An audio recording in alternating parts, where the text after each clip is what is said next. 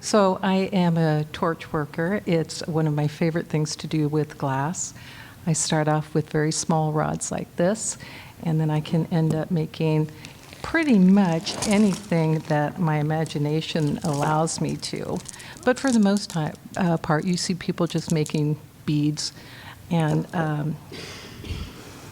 I also make some pretty weird things. Yesterday I was in the process of making some hollow beads, and I got a little carried away and ended up making clams. So it's just, sometimes I go off in a completely different direction from where I was starting.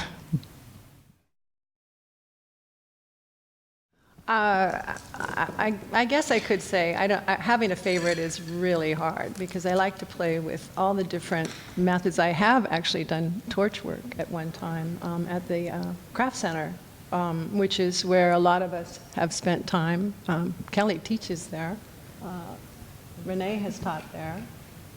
Anyway, so picking a favorite, I have sgraffito in the show, which is Italian for scratching, interestingly enough, and it's scratching. So I brought some representatives of the stuff. This is glass powder, and it's pretty fine, and you put it on the glass, and that's what the pieces in the back are in the gallery, and then you take a brush or some other object. You can take a credit card and you brush it away where you don't want it. So this would be an example of. Yeah. So you can scratch. Yeah. In glass, it's really brushing it away. I'm not scratching it so much, but it has that. The things you don't want, yeah. And I might put the picture of the object I want to draw on it first with indelible ink, which is, it'll burn off in the kiln. So you can draw your picture first, and then you put the powder down, and then you brush away where you don't want the powder. So pretty straightforward, but a lot of fun. I love drawing, and I love glass has so much diversity, and doing this is a great pleasure because I can draw on glass. It's actually glass. It's not a frit. But yeah, definitely. This glass powder comes in multiple colors of the rainbow, all the same colors that the glass comes in. It's just been ground down from glass into the powders.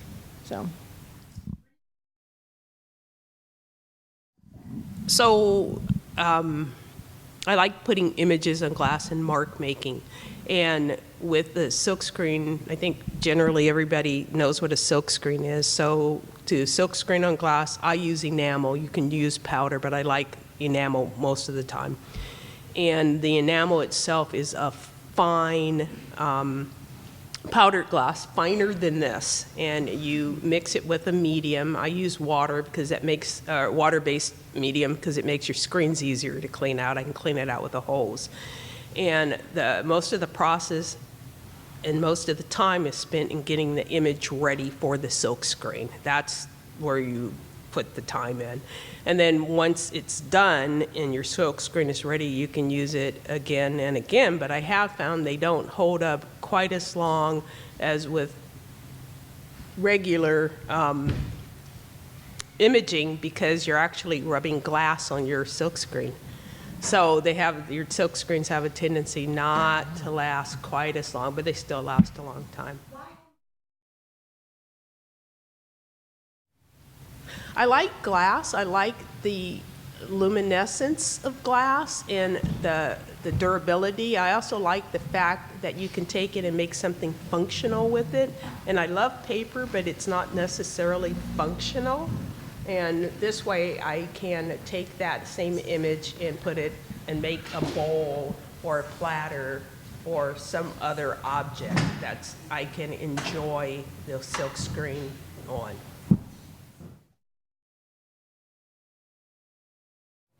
Oh, it can be. I mean, it's still gonna, if it hits the floor, it's gonna break, but you're not supposed to put your art glass in the dishwasher, but I do. I do put mine through the dishwasher, but you can't put it in the microwave. as one of the people that used to teach the class said, you can do it once. So. That's funny. That's very funny. Yes, I actually set up a glass blowing studio in my backyard. Basically, there's equipment, and there's a furnace that has it's like a crock pot that's about an inch thick that holds 80 pounds of molten glass. So I'm actually doing traditional glass blowing, where you take a gather of glass on a blowpipe, and then you blow, like you can see the floats, and then I color my glass with the powders and crushed glass like that. I use frit to color it. But it's more unusual to have a glass blower because you have to have a studio, you have to have a bunch of equipment. It's difficult and expensive to set up. So I started out as a collector, and I just went to an antique mall one day and bought a piece of glass that I liked and decided I wanted more, and started going to flea markets and antique malls, and pretty soon I had a collection. And then when I had too many to display in my house, I started buying and selling in antique malls, trying to flip stuff and make a buck. That was fun. I had a lot of fun.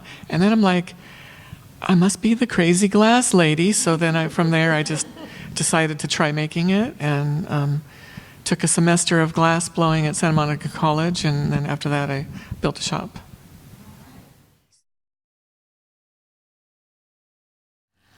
My favorite technique is using glass powders, frit.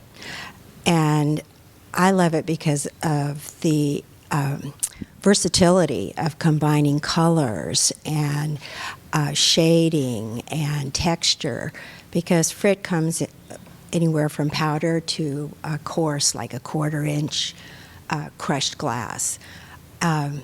Or you can crush your own too, So there are all different kinds of frit possibilities, and that's my favorite technique, to use frit in making objects of glass. Yeah.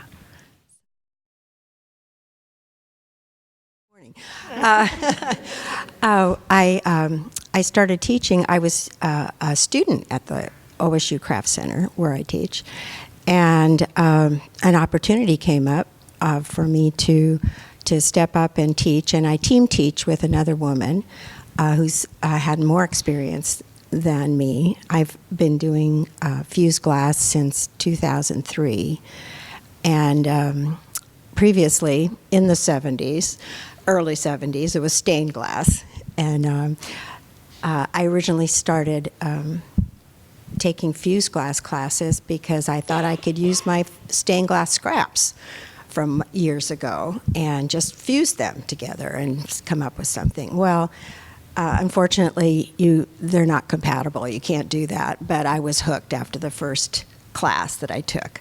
So I was a student for quite a few years at the OSU Craft Center, and then the opportunity came up. They needed an instructor, and my friend and I, Marcia Rathjay, I don't know if you know her, but we team teach a class. Like Deanna, I was a student there, and I started, my first class was building a stained glass window. I have 2 4-foot stained glass windows built into my house. That went on to fusing because somebody at the Fall Festival had, their booth was absolutely stunning, and so I wanted to find out more about that. And then one day I popped into the torch room where a bunch of pyromaniacs were playing with the glass, and it really spoke to me. So I kind of do quite a bit with glass. Right now I've got 2 stained glass windows in my garage that are half finished. I have 3 platters that are ready to go into the kiln. And I can't even tell you how many baubles, beads, and vegetables I have lying around in my house waiting to be cleaned and played with. I have probably over 1,000 beads in my house right now because I don't sell anything. The first thing I tell my students is that their safety is the most important thing to me. I stress safety at the beginning of every single class because glass is dangerous, it is sharp, fire's hot. So there are 2 things that can get you. But as long as you're careful, You will have a blast. It is so much fun. We established ourselves as a guild about 3 years ago. I'm checking in with them because the dates kind of blur a little. For the second time. And then we started, actually, we took our group and started meeting here at the Arts Center in the basement. So that was pretty special. And about a year ago. Let's see. Oh, sorry. Hi, everybody. I'm here. We had a meeting about what we'd call ourselves. That was kind of a big, establishing ourselves as a guild, and we had a chalkboard with all the different ideas, and fire and light struck a note with all of us because we use fire, and glass is very much about light. If you don't have light reflecting on it, it's very hard to see the colors and the spectrums and the specialness, uniqueness, the depth. Like the pieces around us, there's a lot of depth, and so fire and light was established, and the guild we try to have somebody come each meeting once a month and show us some kind of technique or talk about something. We do show and tell. We do a variety of things. We try to keep it. Yes, guest speakers. We try to keep it interesting, as any guild. So that way our membership has actually been growing. And did I do all right? You did great. Good.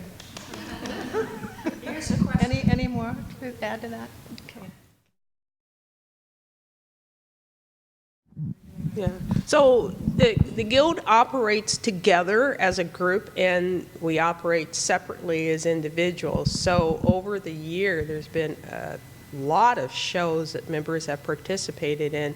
I think the show right before this was Fall Festival, and there was a group of 8, and I guess they were all members. And then this show, which is, there's 16 of us. And then the 8x8 show, there were some of us in, although that wasn't a group participation. But the next show that we have coming up that is a group show is at the City of Albany City Hall, which is a very large space for those of you that have been there. So that presents its own challenges, and everything has to be hangable, and it has to be secured. So and then the next show after that is the OSU Holiday Market Show. And that's a group participation as well. And then individuals here are in various shows and other groups. You're in, I can't think of the name of it. Oh, Soap Creek Artisans. Soap Creek Artisans. And So remember to hold the microphone. the Soap Creek Artisans. And Joan. Yes. Shows that I've been in? Yeah. Or have they? More or less group shows. We did the window here, the Got the footwise window. Group showing our different techniques, and that was challenging and interesting. As many maybe you know, it's a very narrow window, and they only allow 3 people, and we have glass laying all over the floor, and we're trying not to step on it while we. So that was fun. But the group, generally as a group. Yeah. And then I will blow my own horn here, just to encourage everybody. This Saturday, I am the window artist at another gallery on the trail, and that's the River Gallery, and we're having a reception from 5 to 8 there, and there's Independence, thank you. And I'm the window artist. There's a painter who will also be a reception for her, and there's also an arts and book show that I know the receptionist that night. I'm not sure if there's going to be some other activities involved with that, so that should be a nice reception as well. And I know other people in the group are doing other things. That's what I know. Art in the garden. Art in the, what would you like to know about Art in the Garden? What's something you participate in, I don't right? see. As an individual, you have an ongoing show there in the summers? Art in the Garden runs from July to September. They take they take artists that have art that's appropriate for being in a garden. And it's at the Oregon Garden, and it's during business hours. And so the art in that show is available for sale. I was one of the featured artists this year at Art in the Garden. I had the float table, you see it's kind of sculptural with the floats. I had copper yard sculptures with flowers and different things. I had sculptures made out of heart paperweights. I had a little sculpture made out of regular paperweights. I had sculpture made out of floats, just kind of fun garden art sculptures. And then I had individual pieces available for sale, and then I worked out a deal with them to where I drove out once a week to restock the individual pieces that sold. So you can sell a lot there. I sold a lot. It was basically a 5-figure event for me, so yeah.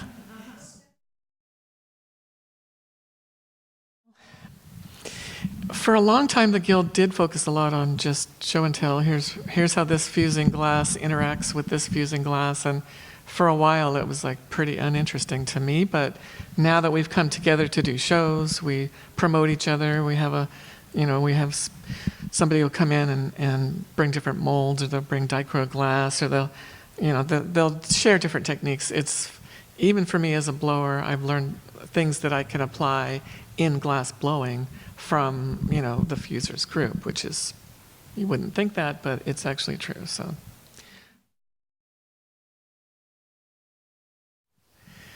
there's a lot of challenges. There's a lot of challenges because I'm the crazy one that's trying to make a living on my art. So would that be the biggest challenge? That's a challenge because then you're. I just got my kiln back online. I was down for 3 weeks, so when you're dependent upon one piece of equipment, you do have significant energy costs. My house electric bill is about $80 or $85 a month, and so I have this crock pot of molten glass running 24 hours a day, and my electric bill ends up being about $240. So it's not that bad. It might be in the neighborhood of $180 a month to keep that thing running.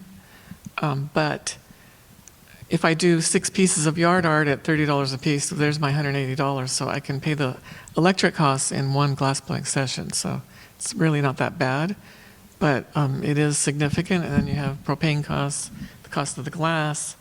Anywhere you sell, they want a booth fee or a commission. So you think you're making money, and then it gets cut down. It's challenging.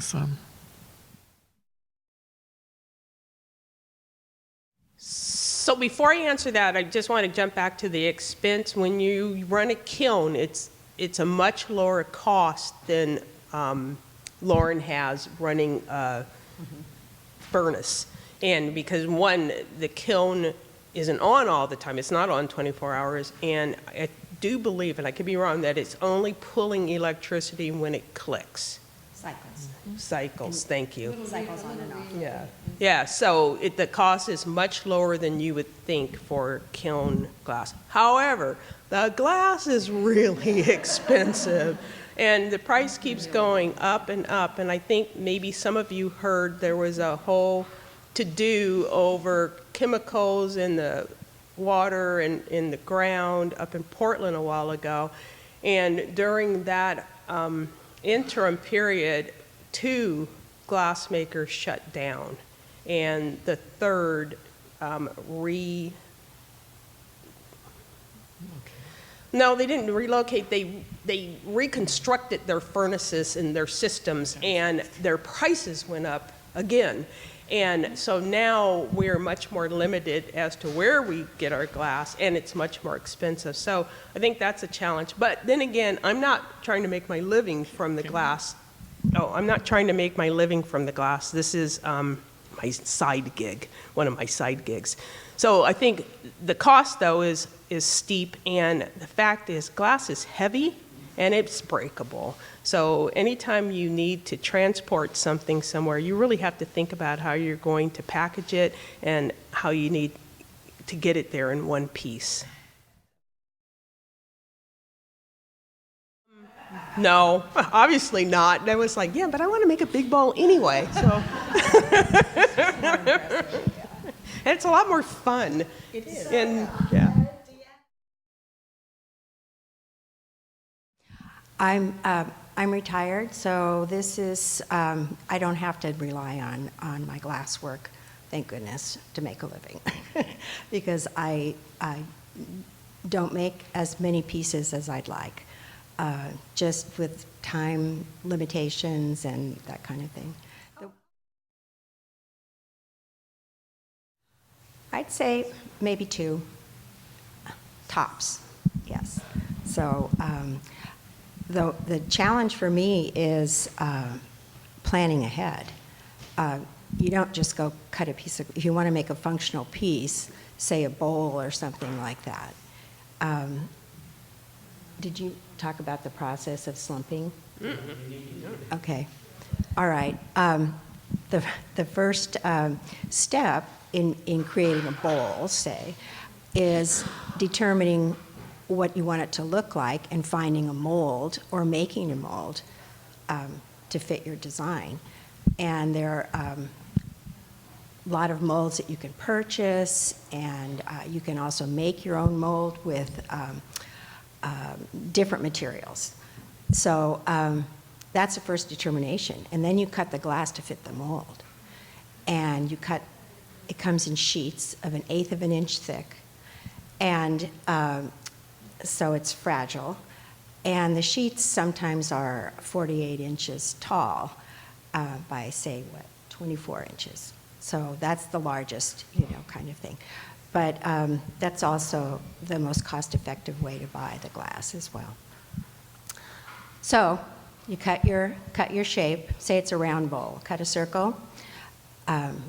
Design your design on it and everything. Then it's fired flat. And that is the first step. So every piece that you see that has a shape usually has multiple firings. The second firing is, after that's cooled, is to place it in the mold. This is the simplest. And yes, place it in the mold, and at a lower temperature, it just slumps down into the mold. And then when it's cool, it stays in that shape. And so that is the technique, the very basic technique. Sometimes I fired a piece 4 or 5 times because I want to keep adding more, or I don't like it and I want to, add a few more things. And depending on the temperature, which is another consideration, is how the glass reacts with another piece of glass. So I work with frit, and so powdered frit is very fine. This is powdered frit, yes. It can be bigger than that, all the way Yeah, up to this something is called one a of the- mosaic size, which is about this size. Yeah, that's still considered frit. But it's usually sifted on or powdered or sprinkled on, or And we wear, again, safety is an issue. yeah, 'Cause you protective don't want to breathe equipment, yeah. But anyway, and then depending on the temperature, it depends on how fused the glass would be. A full fuse is 1,490 degrees. So that's the top temperature. So that means all the glass, if you stack glass on top of each other, it's all going to be flat when you're done. If you fire at 1310, any glass that is on one on top of the other is not going to sink down into the bottom. The top won't sink down into the bottom piece. Say there are 2 pieces. And you'll have a lot of texture. The edges will be rounded, which is back to the safety, but and they will be tacked together even if at a lower temperature, But so it depends on what your end product is, or what your design is, and if you want a lot of texture or no texture, or that kind of thing. So. And these are general, again, it's talking in general terms. The temperature that you fire something to also depends on your kiln and whether it runs hot or cold. So Yeah. there's so many variables in there, but I like glass a lot because there are a lot of technical considerations in running the kiln, in knowing how the glass reacts, and how it acts when temperatures, and cooling as well.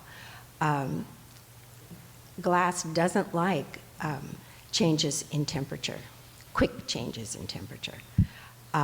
You could put a piece out in your yard and leave it out all year long because the temperature, even though from winter to summer, is a gradual change. But if you took a hot piece of glass and put it in your freezer, it would shatter.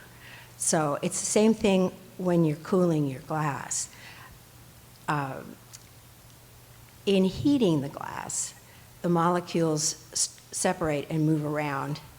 So they rearrange themselves in cooling, and then they cool. But if you cool too quickly, the glass can shatter. And it won't always shatter right away. Sometimes you'll put it on the shelf and pow, you know. What was that? Yes. So that process of cooling slowly is called, oh, now I hear it, yes. That process of cooling slowly is called annealing. And so that is very important. And the challenge to that is annealing to the thickness of your glass and the size of your glass. So if you have a 1-inch piece, 1-inch thick piece that is maybe 10 inches in diameter, say, it's going to take days to anneal. But if you have a 4-inch, quarter-inch, a 4-inch square of glass, and it's only a 1/4 inch thick, it would take an hour. No, it's done in the kiln, and you program the kiln. So Yes, you do need special equipment. yeah, Well, it can. a kiln, The kiln. a And- programmable kiln. Programmable kiln. So I'm going to jump in here. So there's more than one type of kiln, and one of the best advances that they made that enabled a lot of more people to start working in glass was a programmable computer that attaches to the kiln. Before that, there were ceramic kilns, and those fire by cones, and I'm not quite sure how that works, but it's not programmable, and you have to really pay attention to it when you're firing glass in there. You won't get that long annealing that Deanna talked about. So I wrote a paper about this, and so it kind of excites me that glass changed so much once they found out if we put a computer to this kiln, we now have a different tool that we can use to help get glass fired to the right temperature and cooled down slowly enough that it won't shatter. As quickly as possible to get it in the annealer. I've learned a lot from Deanna. Frit cookies. We have made flowers. You can make very thin, wafer fine things out of frit, and I learned that from Deanna as an instructor. Thank you. But while you were talking, I can't help looking around at these major, large pieces around us and appreciate and be amazed, because these are huge. We don't work with pieces. Can you imagine the kiln and the stress that she was, okay, this may or may not make it, and she's making these monumental sculptures that are beautiful. They're stunning. So I'm looking at these, appreciating this beautiful glass that in this gallery right now. I read a little thing about Emily Steele, and that apparently when she was doing her work was at the same time as the start of Bullseye Glass. And apparently she did a show at Bullseye or for Bullseye or with Bullseye. I'm not quite sure how that worked. It was here? It was here. Oh, wow, okay, I didn't catch that part. So Yeah, it's somewhere on the timeline. she was actually, I think, working in glass before that computer that we were just talking about that goes on. Yeah. You've talked about molten glass, flat glass, frit, powder, and rods. Is it all the same glass? We know it isn't. is it all the same glass in different forms, or are there different glasses? Can you trade between you the glass that you use? As a torch worker, I have 5 different COEs that I use, but they are not compatible. They're not compatible with each other. Coefficient of expansion, and to put it really in layman's terms, if it's a 33, it's going 33 miles an hour at the same exact temperature that this 104 is going. So 104 is going a lot faster in the exact same temperature as the 33, and that's going to cause it to just split apart.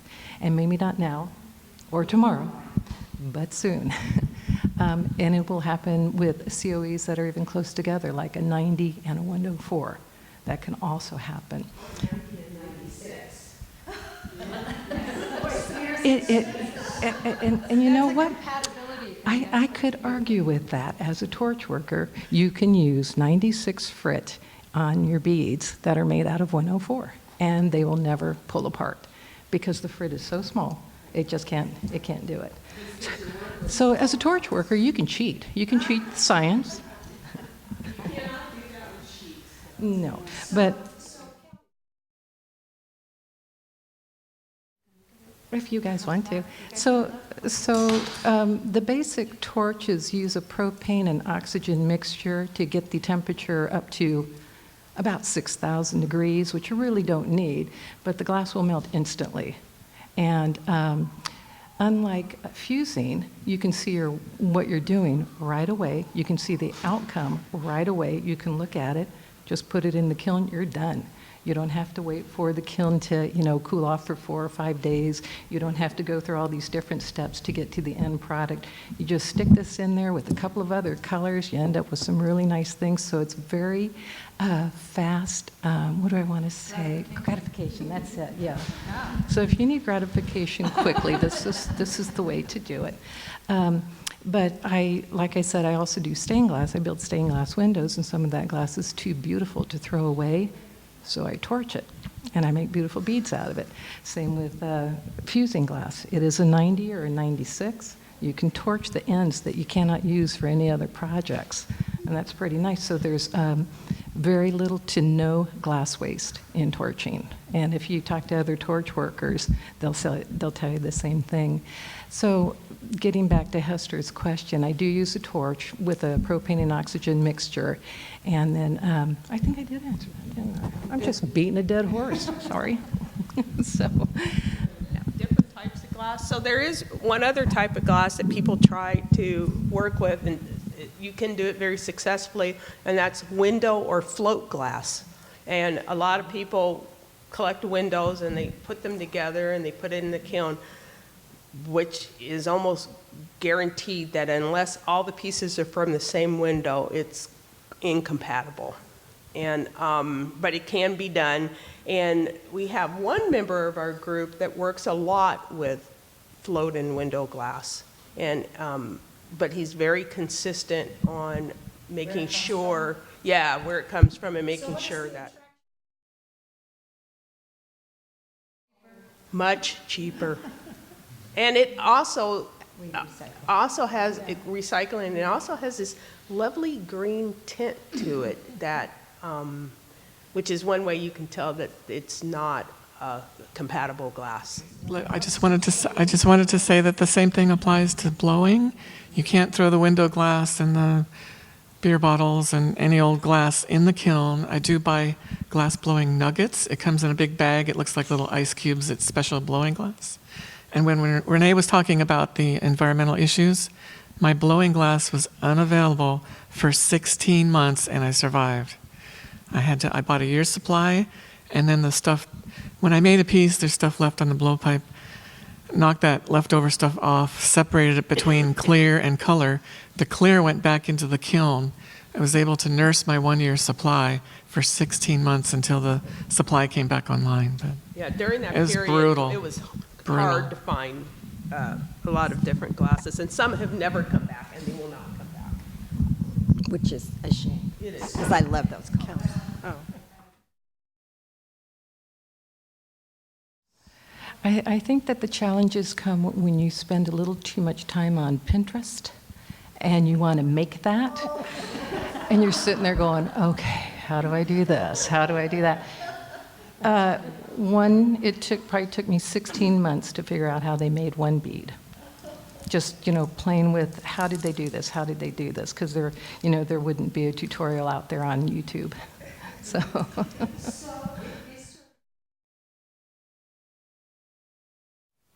I mean, generally, I'm inspired. I'm glad, I guess, how do I start this? Doing production work is not my cup of tea. I don't want to just crank out things, and so I'm grateful that I don't have to do that to make a living. I'm grateful I can create something on a whim, and glass is a wonderful material to work with because it has so much, you can do so many different things with it. But yeah, I'm inspired by the bigger piece. I have been doing figure drawing for a while. I have some figures in that I did with the Sgraffito method, and I was inspired by, it really came from the heart for me because current events were on my mind, and my sister had actually just passed away. And I was sure, and I had made all these drawings of this thing I wanted to do, so it was just out there, but I was really sure she was in the studio with me, so I felt a very strong presence, and it was cathartic in some ways to create. And so I won't break into tears, but thank you so much. But yeah, inspiration comes from my heart sometimes, and I'm grateful for a way to express it with art, with glass. I also use Pinterest. Who doesn't, But I will see something and say, oh, let me try and do that in glass. And it's not a glass piece, So, or I'm walking around and I'll say, oh, that architectural shape looks really cool. Let me see if I could do that in glass. So I'll take a photo. So I have tons and tons of photos, and I'm just taking little photos everywhere, just to spark an idea. And then that becomes sometimes a creation. Sometimes it just clogs up, my phone, So delete photos, you're all full, So anyway, but I'm always looking around and thinking, how can I do that in glass? And that can be pretty challenging. And then, I'm working on a piece right now that's been fired about 4 times. It's still not right, because I saw it, it was a blown glass piece, which doesn't always transfer into sheet glass. So I'm trying to kind of get the same idea and not particularly recreate it, but use, just the materials I can use to to kind of get the same effect. So I'm still working on it, but that's where I get my. So first, Pinterest. Just to say that, me too. So I'm inspired by everything, which means I have to focus. And that's my limitation, is time and focusing and figuring out what I have time to do. But Hester and I have talked, and well, she's heard me say, since 2016, I've been pretty unhappy. And a lot of my thoughts go to escape. And Fantasy, space. No, escape. Okay. And however, no, it's not. To me, it's not. Okay.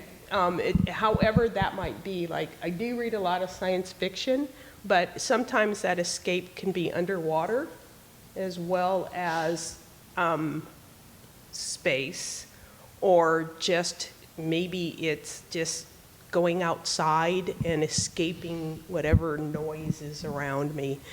And I think the one piece in there reflects, I think that's exactly what I said, is that, it's like, okay, here's a rocket ship.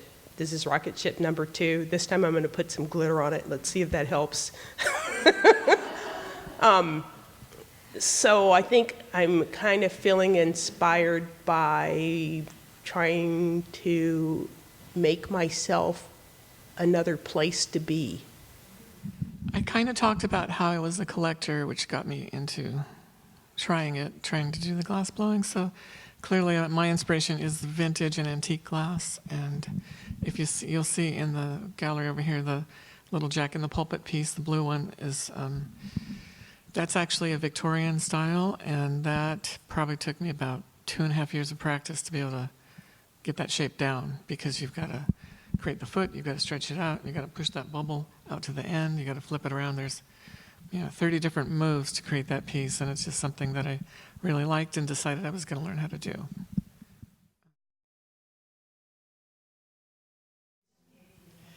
I would love to have a Chihuly sculpture in my backyard, obviously. So I thought about this question too, and I went broader than glass because it was like, well, anything? So one of my favorite artists that I just have found is Amy Sherald, and you may not know who she is, but she is the person that did the portrait of Michelle Obama. And in my personal opinion, that's one of her worst pieces of work. That's just my opinion. There is a piece that's in the African American Smithsonian Museum that I went back 4 times to stand in front of.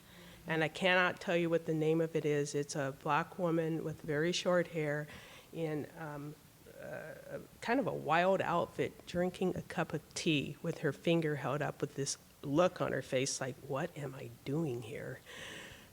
And I think that would be the piece. If I could have any piece, I'd like to own that piece. Well, one of my favorite artists is Frida Kahlo. And I would anything by her, yes. I really love her work, and I love her life, and I just resonate with her. And so anything that she has created, that definitely. Oh, boy, on any given day, I can fall in love with another, just any. I love the feminist, artists, the women artists. There's not very many. I would say Georgia O'Keeffe, something of hers would definitely be wonderful to have in my house. So, Can I come and see it? yes. Thank you. I'll share. Absolutely. I'm my favorite artist. No, which is why I never really sell anything. I just keep everything I make. But I was on the internet, just minding my own business, and a ad popped up, and it was a piece of furniture. And I went to his website, and his furniture is stunning. It looks like he read one too many Dr. Seuss books. It's all, shaped like this with cabinets. They're going different directions. The colors are just like, bah! And I just love it. Unfortunately, I think art should be funny. It should make me laugh. It should make me feel good. And this guy his pieces are about $2,400 for. Maybe he'll trade. Yeah. Thank you. Thank you. Thank you.